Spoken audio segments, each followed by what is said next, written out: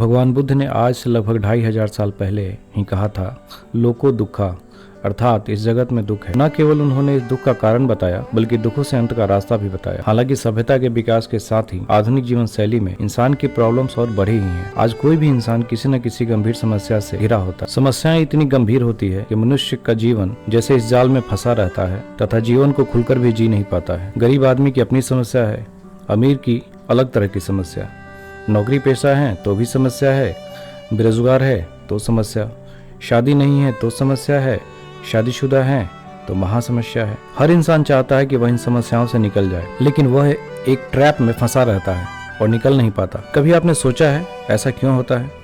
Problem से निकलकर एक विनर बनने का सिद्धांत क्या है? दुनिया में बहुत कम ही लोग ग्रेटेस्ट साइंटिस्ट अल्बर्ट आइंस्टीन के इस थ्योरी को जानते हैं। अल्बर्ट आइंस्टीन अभी तक के सर्वाधिक महानतम वैज्ञानिक थे, जिनके कई सिद्धांत मानव सभ्यता को आगे तक ले गए हैं। आइंस्टीन ने बहुत पहले यह सिद्धांत दिया था कि we cannot solve our problem with same level of thinking that created them. इसका मतलब है हम अपनी समस्या को उसी स्तर की क्षमता से सॉल्व नहीं कर सकते जिस स्तर से इसे बनाया या क्रिएट किया गया था।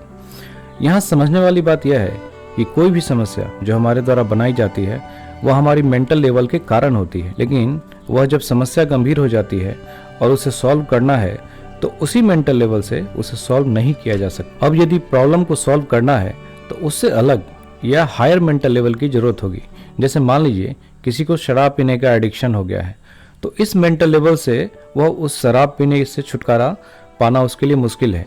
लेकिन यदि वह कुछ ऐसी एक्टिविटी में अपने आप को इन्वॉल्व करे या उससे ज़्यादा हैप्पीनेस और जॉय पैदा करने वाली चीज़ों में अपने आप को लगाए तो हो सकता है धीरे धीरे उसकी लत छूट सकती है।